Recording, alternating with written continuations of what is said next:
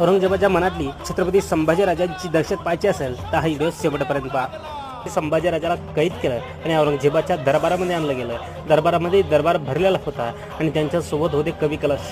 कवी कलाशने औरंगजेबाला म्हणलं की फक्त छत्रपती संभाजीराजाला एकदा कैदेतून मुक्त करा, मग छत्रपती संभाजीराजा काय आहे हे तुम्हाला कळेल. पण औरंगजेब तसं करत नाही, कारण औरंगजेबाला आधीच धास्ती लागलेली त्या संभाजी नावाची.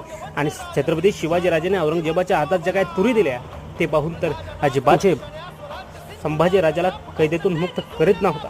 जर कैदेतून मुक्त केलं असतं तर भरल्या औरंगजेबाच्या दरबारातसुद्धा छत्रपती संभाजीराजानं आपल्या पराक्रमात मुक्तता केली असती. पण औरंगजेब त्याला संभाजीराजांच्या नावाची जी काय दहशत होती ती दहशत पूर्णतः माहीत होती, म्हणून तो डबल अशी गलती करणार नव्हता आणि त्यांनी संभाजीराजाला मुक्त केलं असतं तर इतिहास दुसरा असता.